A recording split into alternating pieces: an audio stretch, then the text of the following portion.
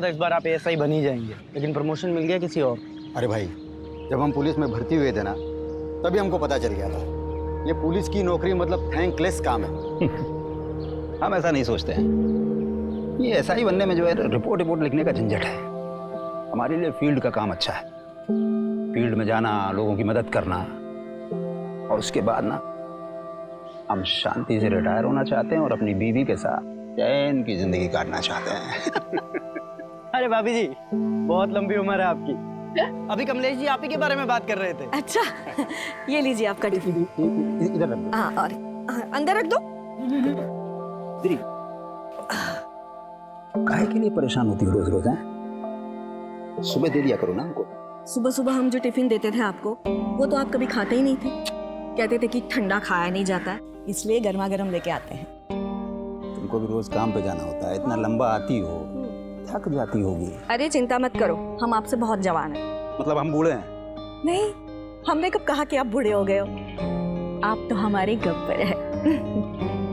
हम चलते हैं, तुरंत खा लीजिएगा। जी मैम। आप भी लीजिए। अबे मियाँ बीवी की बातें सुनना अच्छी बात नहीं होती। आओ खाना खाते हैं। कमलेश जी आप हो किस्मत वाले जो आपको इतना प्यार करने वाली पत्नी मिली। बेटा ट्रिक होती है, बीवी के लिए कभी कभी गिफ्ट लाया करो और बाहर ले जाया करो घुमाने के लिए। क्या मजाक मस्ती चलिए, चलने की तैयारी करो। कहाँ चलना है मनीष? मनीष सर, भूल गया?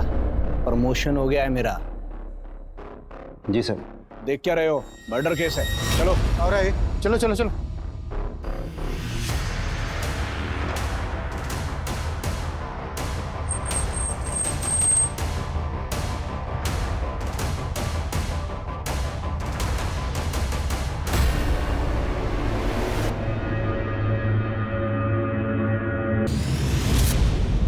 सर, लड़की पर पत्थर से वार करके मारा गया है। दूर देखो, कुछ मिलता है तो जाओ।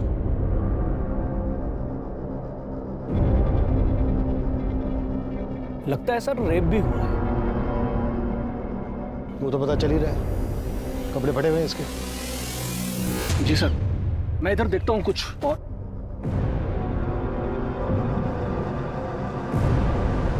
जानवरों की तरह नोचा है लड़कियां।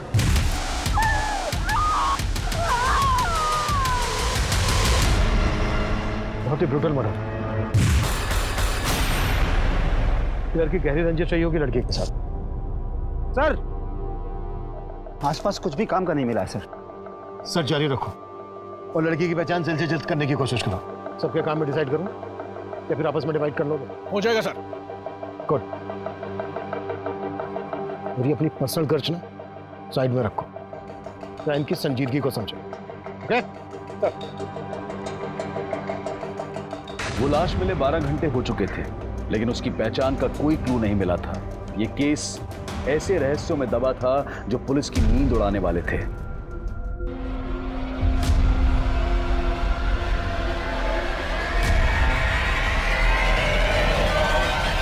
Rarest of the rare rape case है सर। इसका न सिर्फ रेप किया गया है बल्कि ब्रूटली टॉर्चर भी किया गया इसको।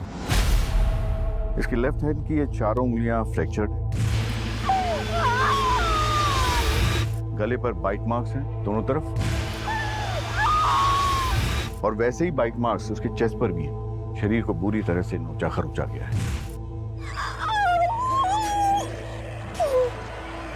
और फिर पत्थर मारकर इसको जान से मार दिया। गैंग रेप है डॉक्टर? नहीं सर, इसके शरीर से सिर्फ एक ही आदमी का डीएनए मिला है। जिस तरह से इसको रेप करके मारा गया है, उससे तो यही लगता है कि किलर बहुत ही विकृत मानसिकता है।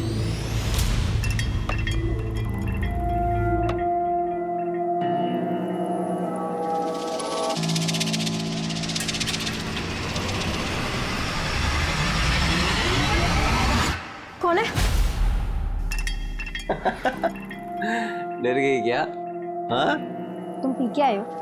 अरे मैंने तो सोचा था तुम ड्यूटी पर हो गया, आज से नाइट शिफ्ट थी ना तुम्हारी।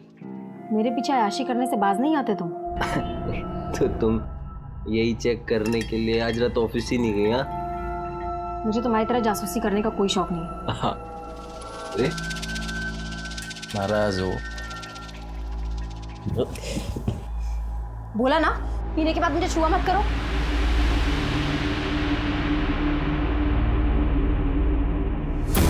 समझती क्या तू अपने आप को? हाँ, अगर इतने ही खलते हो तो शादी क्यों की मुझसे? इसीलिए तो पछता रही हूँ। सारी तो अब पछता पछता।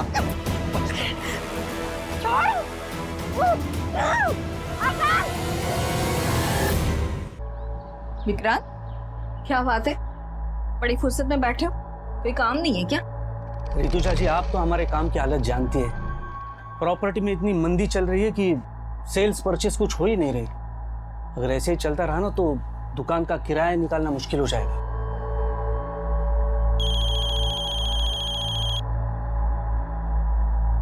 हेलो मैम, आप मेरी हेल्प करने के लिए जल्दी से आ जाइए। वो मुझे परेशान करने फिर से आ गया है। तुम रो मत, मैं आ रही हूँ।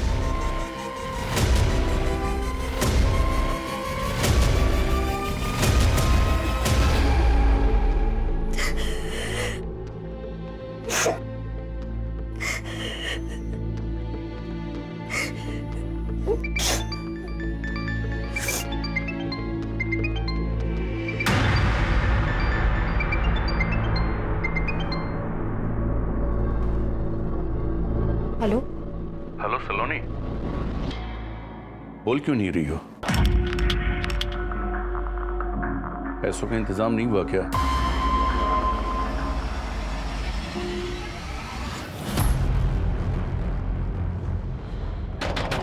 दरवाजा खोलो!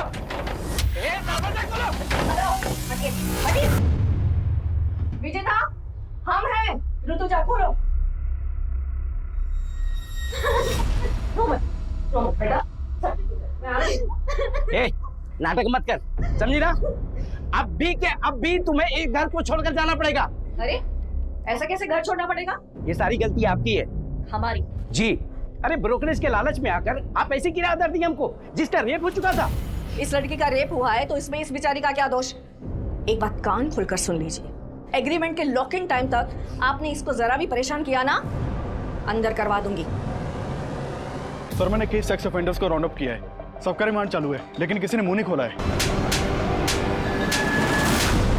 जब तक इस लड़की की पहचान नहीं पता चल जाती तब तक ये केस आगे नहीं बढ़ पाएगा। सर, मैंने भी आसपास के थानों में पता किया, कहीं किसी लड़की की मिसिंग की कंप्लेंट नहीं मिली।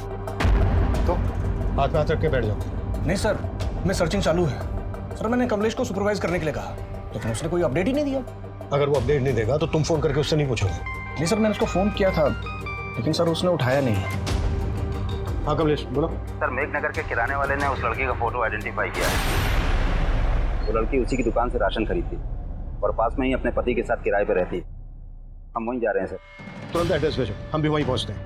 किशोर, गाड़ी निकलो। मनीष, जिन लोगों को राउंड अप किया है उगलवाओ उनसे।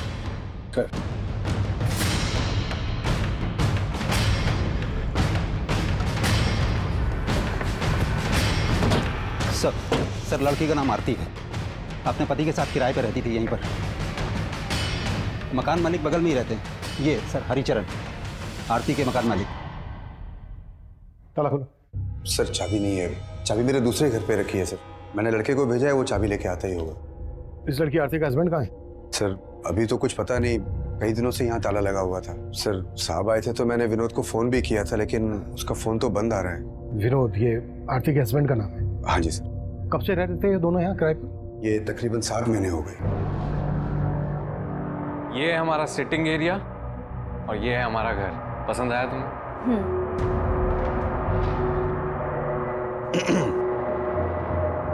ये घर के एग्रीमेंट पेपर्स है, साइन कर लें। विनोद की पत्नी का इतनी बुरी तरह से रेप हुआ है, मर्डर हुआ है। विनोद गायब कहाँ है? उसका तो मुझे कोई आइडिया नहीं है सर। काम क्या करता था विनोद? विनोद कहता तो था कि मैं जॉब ढूंढ रहा हूँ, लेकिन वो दोनों बहुत ठाठ से रहते थे सर। देख करके कभी ऐसा लगा नहीं कि उनको कोई पैसों की कमी हो। आरती जल्दी करो, मूवी शुरू हो जाएगी। हमेशा लेट।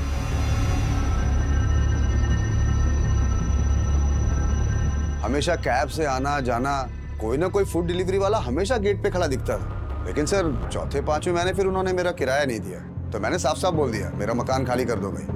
तो आरती ने एक साथ 6 महीने का किराया मुझे दे दिया। पूरे 6 महीने के? जी। ये चोट कैसे लगी आपको? विनोद से कोई झगड़ा हुआ था क्या?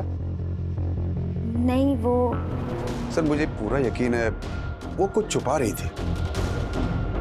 क्या छुपा रही होगी? Any idea? सर अब आइडिया तो नहीं है, लेकिन उनके रिश्ते अब पहले जैसे नहीं रहे थे। रोज घर से मारपीट की आवाजें आती रहती थी। मुझे पूरा यकीन है कि विनोद आरती पे हाथ उठाने लग गया था। ये कहाँ के रहने वाले थे दोनों? सर वो एग्रीमेंट जो है मेरे पास, उसमें पूरा डिटेल एड्रेस मिल जाएगा सर उनका। एग्रीमेंट से सारी डिटेल्स ले लो, एड्रेस, दोनों के फोन नंबर। सर चाबी।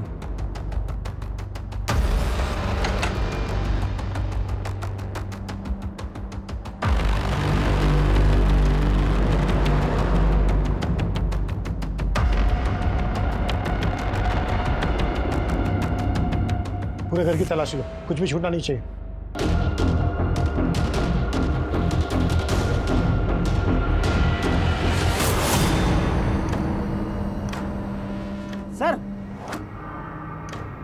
सर कहीं ऐसा तो नहीं कि आरती के पति ने उसका यहाँ पर मर्डर किया हो और फिर लाश जंगल में ले जाके डंप कर दी? लेकिन लड़की के साथ इतना ब्रूटल रेप हुआ, वो यही हुआ होगा। किशोर, ये ब्लड सैंपल फॉरेंसिक को भिजवा, पता करो कि ये ब्लड आरती का ही होगा। गुड जॉब कमलेश, तुमने काफी जल्दी लड़की की पहचान पता कर ली। सर ये एग्रीमेंट आरती के पति विनोद के नेटिव एड्रेस का। हो सकता है विनोद यहीं जाकर छुपा हो, चल के पता करते हैं। किशोर, तुम आरती और विनोद के बारे में पता करो, क्या वाकई में उनका रिश्ता इस हद तक पहुंच गया था कि विनोद ने अपनी पत्नी के साथ इतनी बुरी तरह से रेप किया, मर्डर किया, या फिर कहानी कुछ और है?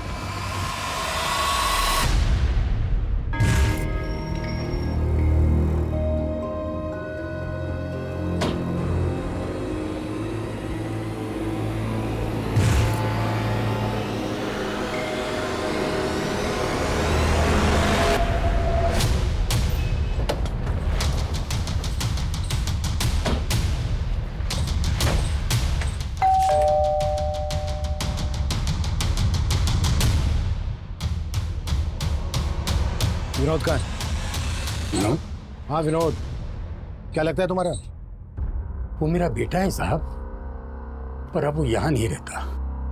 लेकिन आप लोग यहाँ किस लिए आए हो? तुम तो ऐसे पूछ रहे हो जैसे तुम्हें कुछ मालूम नहीं है। मेघनगर में विनोद की पत्नी आरती की लाश मिली है हमें, बुरी तरह से रेप हुआ है, उसका मर्डर हुआ है, और विनोद गायब है। कहाँ छिपा है वो? साहब हमको इस बारे में कुछ नहीं मालूम, और हम तो वैसे भी 7 महीने से विनोद से नहीं मिले।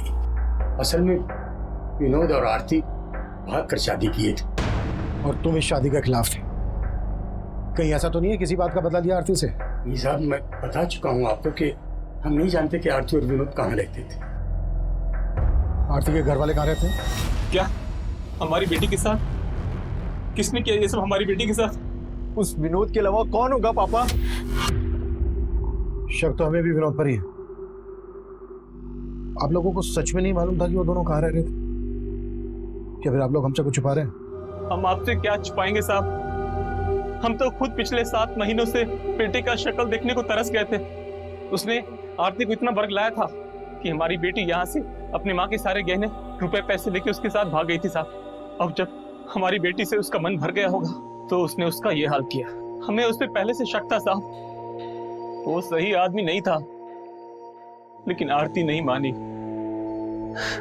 वो हम सबको छोड़ के चली गई साहब। सर आरती और विनोद, हम दोनों के घर वालों का भरोसा नहीं कर सकते। ऑनर किलिंग का भी एंगल हो सकता है। जितनी बुरी तरह से आरती का रेप हुआ है,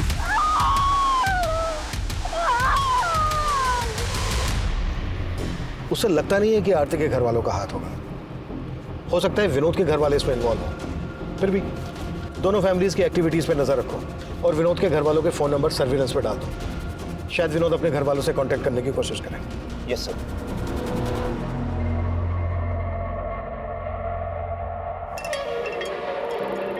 आकाश, ये तुमने ठीक नहीं किया।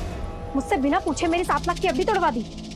अकाउंट हम दोनों के नाम से था, उसमें मेरे भी पैसे थे। तुम्हारे सिर्फ 1.5 लाख रुपए थे। मुझे मेरे पैसे वापस चाहिए। वो पैसे मैंने इन्वेस्ट कर दिए। क्या? मुझसे बिना पूछे मेरे पैसे इन्वेस्ट कर दिए? तो तुम मुझसे सब कुछ पूछकर करती हो क्या? मुझे तुमसे बहस करने की जरूरत नहीं है। मुझे मेरे पैसे वापस चाहिए तुरंत। मैंने बोला ना तुमसे, वो पैसे मैंने इन्वेस्ट कर दिए हैं। कहाँ इन्वेस्ट कर दिए पैसे?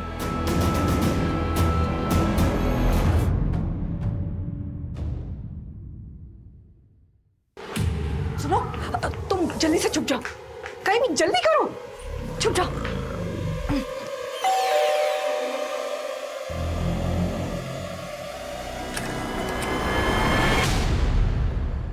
ऋतुजा, मुझे दोबारा से जाना है, जल्दी से कुछ खाने को दे दो। अरे अभी तो आए और अभी जाने की बात कर रहे हो। अरे एक केस के सिलसिले में जाना है, मुश्किल केस है थोड़ा सा, अगर ध्यान नहीं दिया तो कोई बेगुनाह फंस सकता है।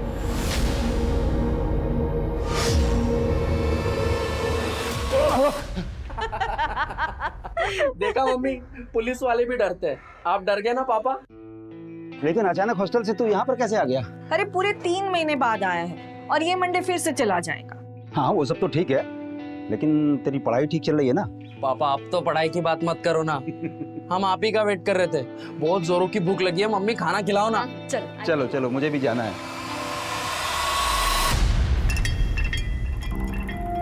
तो तुम मेरा पीछा कर रहे हो? सलोनी, तो मेरी बात सुनो सलोनी, मैंने कुछ ज्यादा गुस्से में बात करी। घर चलो आराम से, मैं तुमको एफडी के बारे में सब मुझे बता। तुमसे बात ही नहीं करनी है। अरे मेरी चलो। सर आरती का फोन 7 सितंबर की रात करीब 10 बजे मेघनगर में बंद हुआ था और वहीं हमें आरती की लाश मिली थी। पोस्टमार्टम रिपोर्ट के मुताबिक कोई 10 बजे के आसपास आरती का मर्डर हुआ था। उस वक्त विनोद का फोन का एक्टिव था? सर विनोद का फोन उस वक्त उसके घर वाले एरिया में एक्टिव था। विनोद का फोन 8 सितंबर की रात को बंद हुआ था। 8 सितंबर की रात को, यानी आरती के मर्डर के लगभग 24 घंटे बाद तक विनोद का फोन एक्टिव था। हाँ सर, मैंने आरती और विनोद दोनों के कॉल रिकॉर्ड्स चेक किए, उसमें एक कॉमन नंबर मिला है। किसका नंबर है? सर वो इस सिकंदर नाम के आदमी का नंबर है। आरती और विनोद दोनों की इससे बातचीत होती थी। सर सिकंदर ने ही आरती को आखिरी बार कॉल किया था और हत्या वाली रात क्राइम सीन पे इसका नंबर भी एक्टिव था।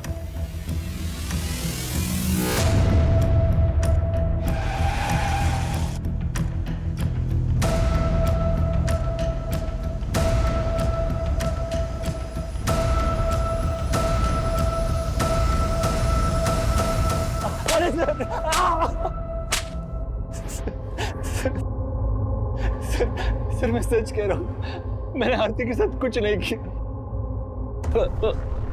जहाँ आरती का मर्डर हुआ वहाँ तेरा फोन एक्टिव था। अब ये बोल, विनोद भी तेरे साथ मिला हुआ है? क्या तूने विनोद को गायब किया? सर मैं विनोद से मिला हुआ नहीं हूँ, और मैं भला विनोद को क्यों गायब करूंगा? लेकिन सर जब लास्ट टाइम मुझे विनोद मिला था तो वो आरती को लेकर बहुत परेशान था। विनोद, मैंने आरती को कल रात मेघनगर क्रॉसिंग पर ड्रॉप किया था। मैं खुद हैरान हूँ कि वो अब तक घर क्यों नहीं पहुंची। तो आरती है कहाँ? वो विनोद बहुत डरा हुआ था सर, उसके माथे पर चोट भी लगी थी। कैसे लगी थी चोट? ये तो उसने बताया नहीं, शायद कुछ छुपा रहा था। लेकिन सर लगता है कि आरती को लेकर कोई झगड़ा हुआ होगा। ये कहानी सुना के भटका रहा है हमें। सर मैं सच बता रहा हूँ, मैंने कुछ नहीं किया। विनोद और आरती इतने फोन क्यों करते थे तुझे? सर वो विनोद मेरे गैराज में जॉब करता था। माना विनोद तेरे गैराज में जॉब करता था इसलिए तुझे फोन करता था, पर उसकी पत्नी आरती क्यों फोन करती थी तुझे? सर वो भी जॉब ढूंढ रही थी, पर विनोद ने ही मुझे उससे मिलवाया था। सर ये मेरी वाइफ है आरती, ये भी जॉब करना चाहती है। आपके तो बहुत सारे कॉन्टेक्ट्स हैं ना, इसको भी कहीं पे जॉब पे लगवा दीजिए ना। वो आरती के लिए जॉब ढूंढ रहा था या फिर तेरी बुरी नजर थी उस पर? क्या किया तूने उसके साथ? सर मेरा विश्वास कीजिए, मैंने आरती के साथ कुछ नहीं किया। उस रात भी वो मुझे रास्ते पर मिल गई थी। वो घर जाने के लिए ऑटो ढूंढ रही थी, तो मैंने उसे मेघनगर क्रॉसिंग पर ड्रॉप किया था। आई एम सो सॉरी आरती, मैं थोड़ा जल्दी में हूँ, मुझे सीधे निकलना है, वरना तुम्हें घर तक छोड़ दूँ। इट्स ओके सर, कोई बात नहीं। बाय।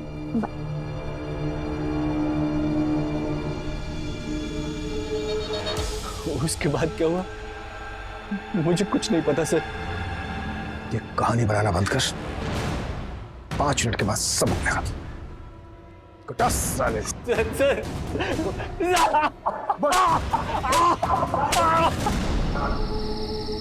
ऑटो ऑटो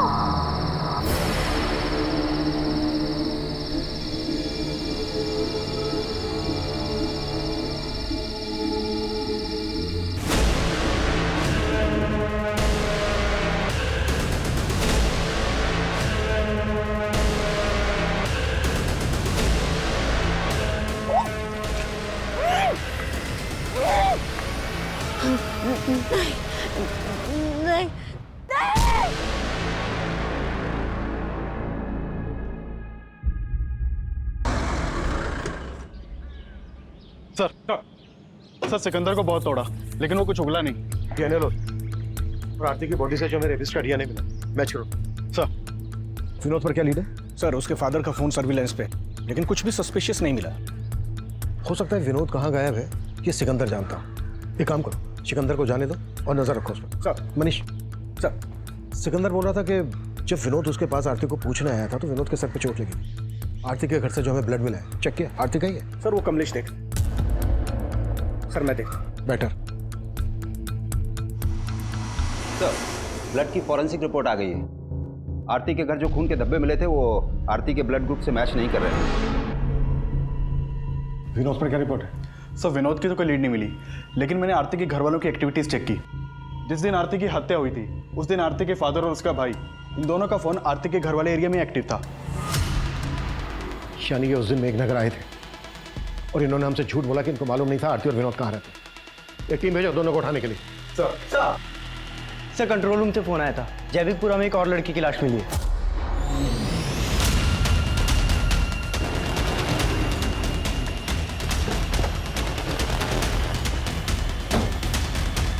पीछे हो जाओ।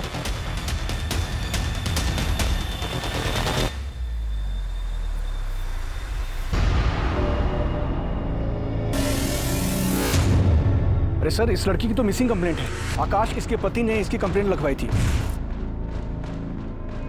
और इसका नाम सलोनी। ये देखिए। शायद सलोनी की हत्या आरती की हत्या की मोडस ऑपरेंडी इस्तेमाल करके की गई है। आरती की तरह सलोनी के साथ भी दुष्कर्म किया गया था और फिर उसे पत्थर से कुचलकर मार दिया गया था। सलोनी का पति आकाश भी शक के घेरे में था और पुलिस सलोनी और आकाश से जुड़ी हर जानकारी जुटा रही थी। वहीं आरती के केस में आरती के पिता और भाई की भूमिका भी संदिग्ध नजर आ रही थी। तुम दोनों ने बोला था कि तुम दोनों को पता नहीं था कि विनोद और आरती कहाँ रहते थे। 7 सितंबर को तुम दोनों मेघनगर में थे जहां आरती रहती थी।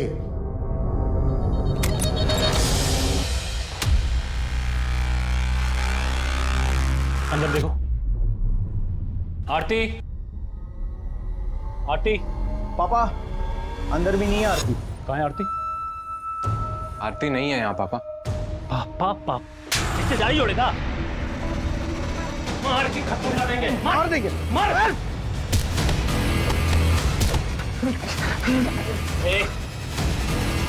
कहाँ है हमारी बेटी? मुझे नहीं मालूम है। ये नहीं मानेगा ये। कौन कहाँ है इसका? आरती का नंबर होगा। आरती तू कहाँ है बेटा? पापा। आरती, आरती बता। सामने।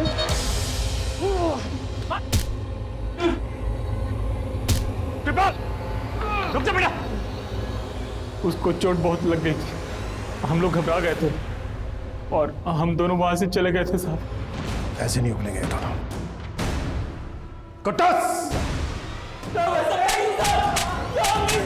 इनका से भरोसा नहीं कर सकते। इनका भी डीएनए लो और एपिस के डीएनए से मैच करवाओ। हाँ मनीष बोलो। सर ये सलोनी और आकाश की आपस में बनती नहीं थी। पड़ोसियों ने कहा कि वो आपस में काफी झगड़ा करते थे और उसी की एक कुलीग ने कहा कि वो तो अपने पति से डाइवोर्स लेने तक की बातें कर रही थी। सर ये क्या बोल रहे हैं आप? सर झगड़े किन मियां बीवी के बीच में नहीं होते। ड्रामा बंद करिए। सब पता है हमें। सलोनी की हत्या से 3 दिन पहले तूने तेरी और सलोनी की 7 लाख की एफडी तोड़वाई थी। और क्या क्या किया तूने अब ये तो हमें बता। सर मैं सच कह रहा हूँ, मैंने कुछ नहीं किया। जरूर इस सब में उसके चाचा का हाथ है। वो उससे 12 लाख रुपए मांगकर उसको टॉर्चर कर रहे थे सर। क्या? जी सर, सलोनी के पेरेंट्स की डेथ के बाद सलोनी के चाचा ने उसके घर पर कब्जा कर लिया था और उसे 12 लाख की मांग कर रहे थे कि अगर वो 12 लाख रुपए दे दे तो वो घर छोड़ देंगे। और सलोनी पैसा देने के लिए तैयार भी हो गई थी, इसलिए मैंने वो एफडी तोड़वाई थी सर। मुझे तुमसे बहस करने की जरूरत नहीं है। मुझे मेरे पैसे वापस चाहिए तुरंत।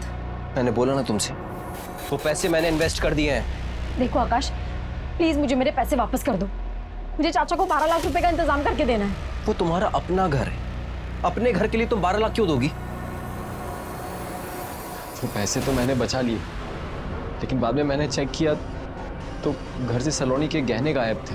घर से सलोनी के गहने गायब और ये बात तू हमें अब बता रहा है? सर मैंने कल रात में ही चेक किया था। अरे रितुजा जी, आइए आइए। दरअसल हम आप ही के बारे में इनसे बात कर रहे थे। अच्छा, हाय विष्णु, नमस्ते, बैठिए। Nice to meet you. वैसे विक्रांत भाई आपके बारे में बड़ी तारीफ कर रहे थे। अच्छा, दरअसल वो अपना दफ्तरगंज वाला एरिया है ना, वहाँ की जमीन इन्हें पसंद है, खरीदना चाहते हैं। बस इनकी एक छोटी सी डिमांड है। डिमांड? जी, और वो डिमांड सिर्फ आप ही पूरी कर सकती हैं। लेकिन आपकी डिमांड क्या है?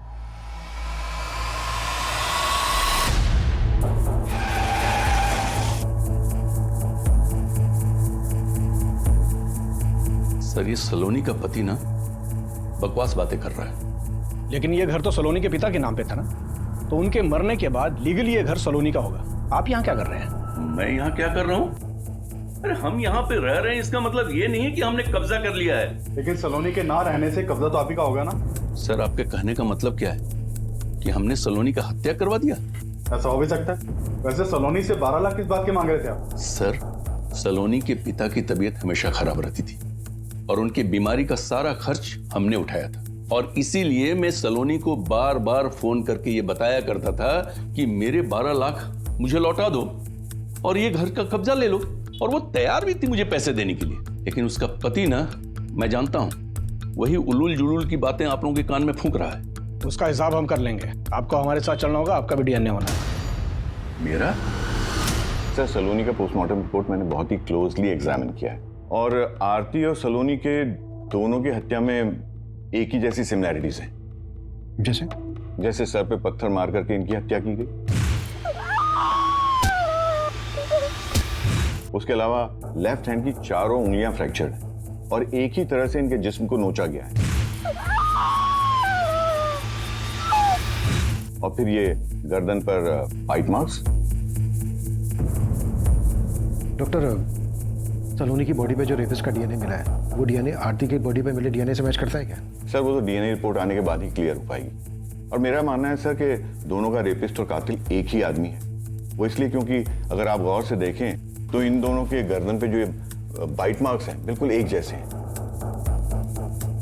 इसका मतलब आरती के रेप और मर्डर के लिए हम जिन लोगों पर शक कर रहे हैं वही सलोनी के रेप और मर्डर के सस्पेक्ट हैं। कमलेश सर, चेक करो, ये आरती और सलोनी एक दूसरे को जानती थी क्या? इन दोनों में कुछ कॉमन कनेक्शन है क्या? काफी कोशिशों के बावजूद पुलिस को सलोनी और आरती के बीच में कोई कॉमन कनेक्शन नहीं मिल रहा था, लेकिन ये साफ लग रहा था कि इन दोनों लड़कियों के साथ दुष्कर्म करने वाला और उनकी हत्या करने वाला आदमी एक ही था। देखते ही देखते इन दोनों केसेस ने पूरे क्षेत्र में हड़कंप मचा दिया। विमेन सेफ्टी को लेकर पुलिस पर सवाल उठने लगे, और इसी दौरान कुछ ऐसा हुआ जिसने पुलिस को फिर से हैरान कर दिया। कमलेश, कहां था तू? ये टाइम है आने का। रो क्यों रहा है? मनीष, क्या हुआ? ऋतुजा का कुछ पता नहीं चल रहा है यार। हमारी पत्नी कल रात से गायब कैसे? कुछ मालूम नहीं चल रहा है सर। रोज की तरह रात को घर पहुंचा तो ऋतुजा घर पर नहीं थी सर। नॉर्मली 6-7 बजे तक घर पहुंच जाती है। इधर हमने इंतजार किया लेकिन वो आई नहीं। फिर हमने उसके पार्टनर विक्रांत को फोन लगाया सर। विक्रांत, ऋतुजा अभी तक घर नहीं पहुंची है, तुमसे कुछ बोल के गई है क्या? वो तो शाम को 5:30-6 बजे के आसपास ही दुकान से निकल गई है। सर, रात भर ढूंढते रहे लेकिन कुछ। कमलेश, ये बात तुमने हमें रात ही क्यों नहीं बताई? सर, हमें लग रहा था कि मिल जाएगी, लेकिन अब कुछ समझ में नहीं आ रहा है सर। कमलेश, हिम्मत रखो, हम ढूंढ लेंगे तुम्हारी पत्नी ऋतुजा को। सर,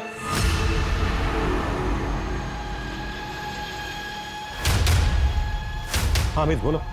हाँ सर, आरती के पति विनोद का फोन कानपुर में ऑन हुआ था। कानपुर पुलिस से कांटेक्ट करो, इसकी अपडेट दो, शायद वहां से हमें कोई लीड मिल जाए। सर,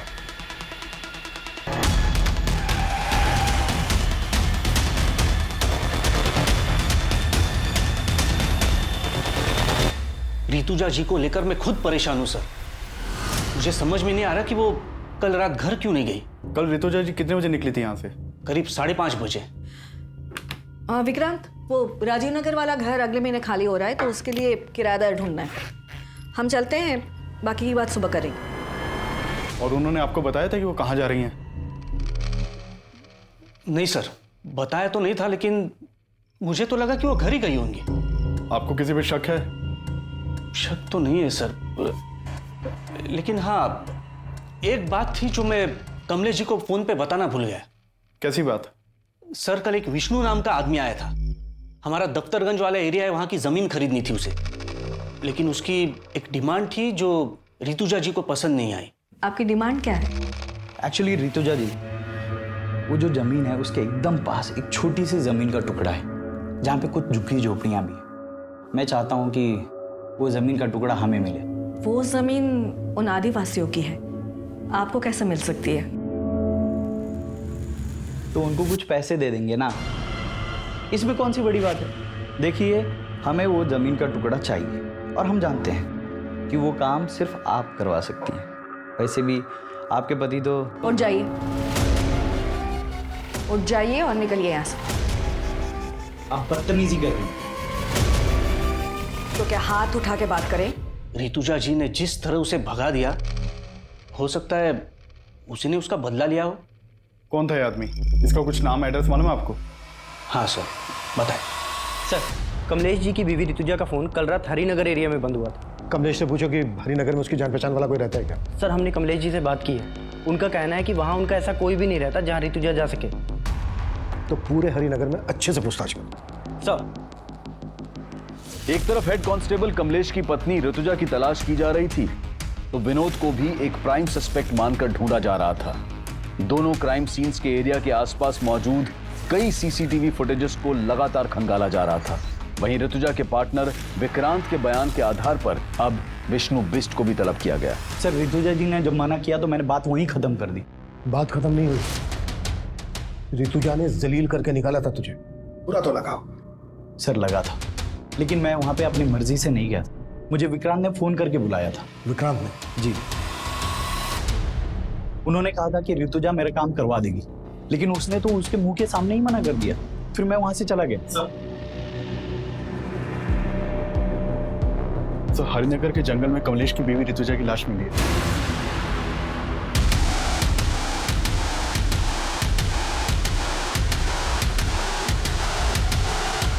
पीछे पीछे पीछे हो जाइए, पीछे हो जाइए।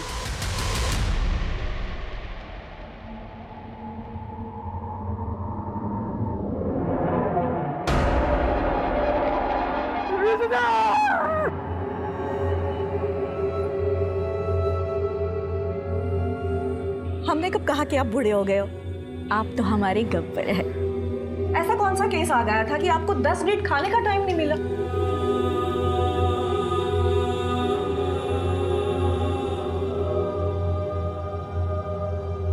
पोस्टमार्टम डॉक्टर का कहना था कि सलोनी और आरती का किलर एक ही हो सकता है। और अभी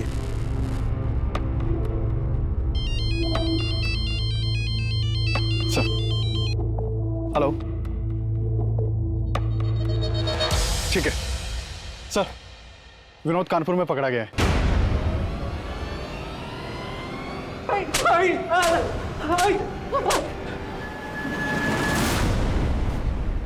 सर, मैं आरती से बहुत प्यार करता था। मैंने कुछ नहीं किया है। फिर भागा क्यों था? सर, मैं डर गया था। उस दिन जब आरती के घर वाले आए तो उन्होंने मुझे बहुत मारा। तब तो मैं वहां से चले गए थे, लेकिन उस रात आरती घर पर नहीं आई। और फिर आरती की हत्या की खबर पढ़ के मैं बहुत डर गया था सर। डर गया था? अगर डर गया था तूने कुछ नहीं किया तो डरने की क्या जरूरत है? सर, मुझसे गलती हो। पैसों की तंगी में मैंने आरती की लाइफ बर्बाद कर दी। पैसे की तंगी? तो कहना क्या चाहता है? सर, मैं चाहता था कि आरती की जॉब लग जाए, लेकिन सिक्का ने मुझसे कहा कि अगर मैं आरती को उसके साथ... वो तुम्हें समझ में आ रहा है? तुम क्या बोल रहे हो? आरती, समझने की कोशिश करो। 3 महीने से किराया नहीं दिया है, कुछ नहीं बचा है हमारे पास। और आरती, अगर तुम नहीं मानी ना तो मकान मालिक हमें घर से बाहर निकाल देगा। तुम ये कहना चाहते हो कि मैं चंद पैसों... आरती, चंद पैसे नहीं है, जरूरत है हमारी अभी। तो क्या करें, घर चले जाएं? एक्सेप्ट करेंगे वो? मार डालेंगे आरती हमें। आरती, जब तक मुझे कुछ अच्छा काम नहीं मिलता तब तक कर लेते हैं ना।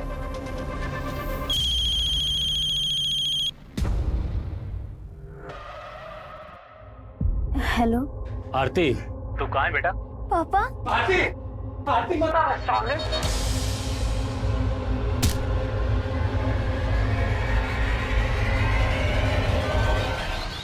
तो जब मुझे पता चला कि आरती के साथ इतना सब कुछ हुआ है तो मेरा शक सीधा सिकंदर पर ही गया। लेकिन अगर मैं आपको उसके बारे में बताता, मुझे ये भी बताना पड़ता कि आरती को वहां पर क्यों भेजता था।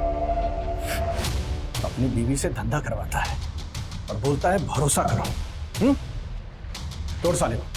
सर सर सर सर मैं मानता हूँ कि मैं आरती के साथ रिश्ता रख के विनोद को पैसे देता था, लेकिन सर उस रात मैंने आरती को मेघनगर क्रॉसिंग पे ड्रॉप कर दिया था।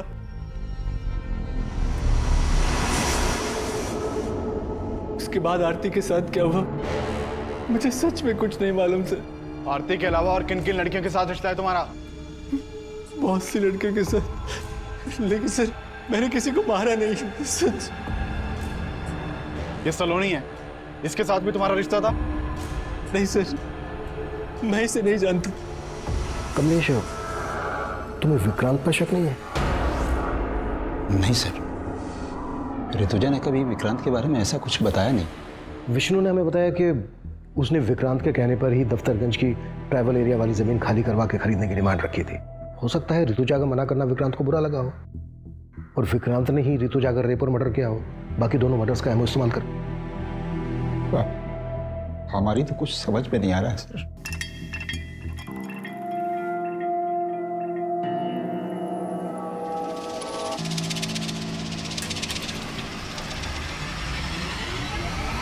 सर मैंने दोनों क्राइम सीन के आसपास की सीसीटीवी फुटेज चेक की, उसमें एक कॉमन आदमी नजर आया है।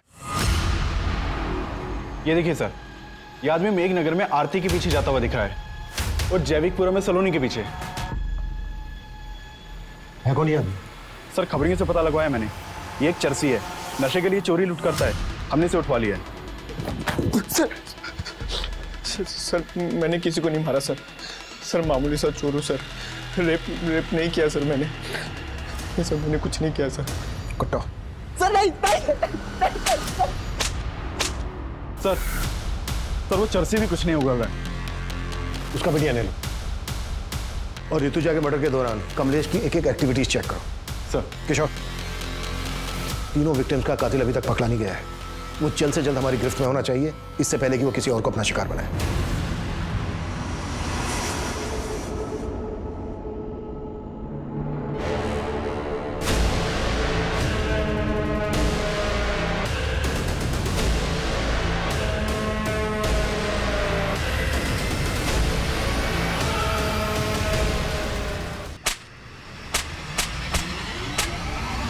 सर वो दोनों लड़के को सर मैं नहीं मारा है सर।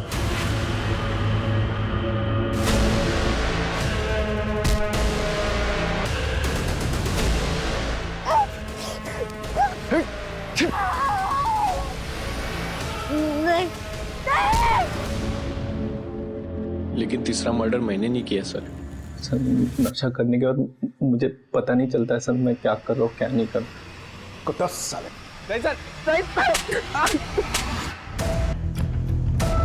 सर आप कहना क्या चाहते हैं?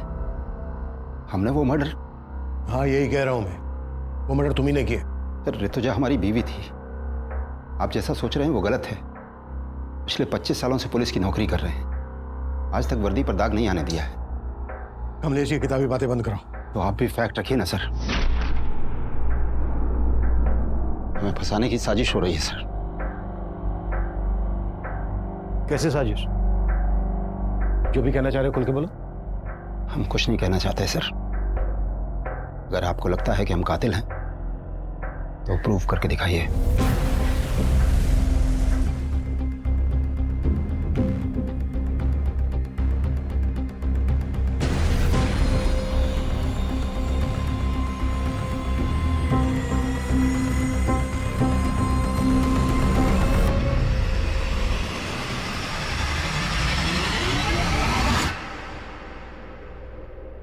हेलो डॉक्टर, ऋतुजा की पोस्टमार्टम रिपोर्ट का क्या स्टेटस है?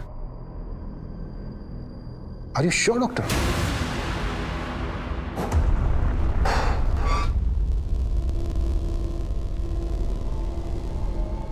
सर क्या है ये सब? इतने सालों काम करने की तुम प्रूव करने की बात कर रहे थे ना, अब हम प्रूफ के साथ आए हैं। कहना क्या चाहते हैं आप? वो ये कि तुम्हारी पत्नी ऋतुजा की बॉडी पे जो खरोंच के निशान मिले हैं वो आरती और सलोनी की बॉडी पे मिले खरोंच के निशान के जैसे तो हैं, लेकिन एक ही आदमी ने नहीं बनाए। कुछ समझा नहीं।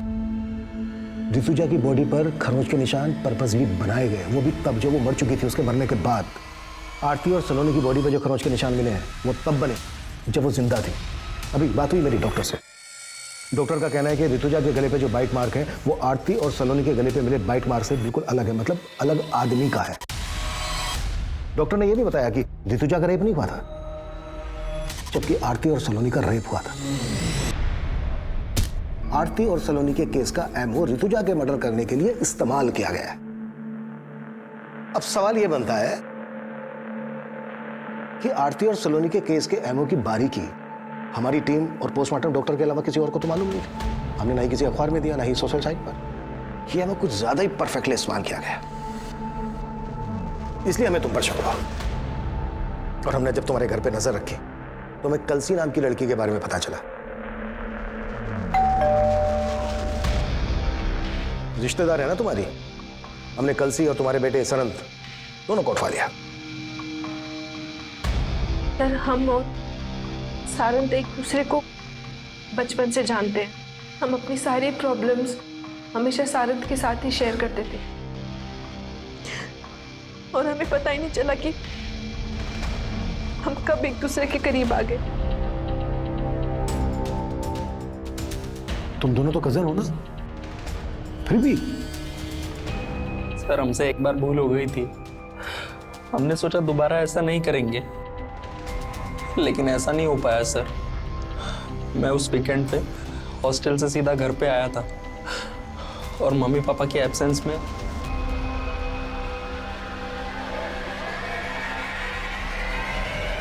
सारंग, बेशरम, ये क्या कर रहा है तू? और तू शर्म नहीं आई तुझे? हाँ, कजिन हो तुम उसकी, बड़ी बहन हो, शर्म नहीं आई? चाची माफ कर दो गलती। अरे क्या माफ कर दो? क्या माफ कर दो तुझे? और तू ना, तेरे को तो क्या करूं मैं? तेरी वजह से सब हुआ है। तू निकल। क्या किया?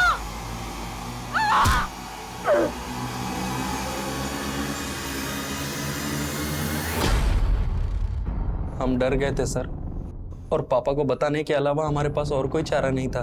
हमने पापा को कॉल किया सर। हेलो पापा।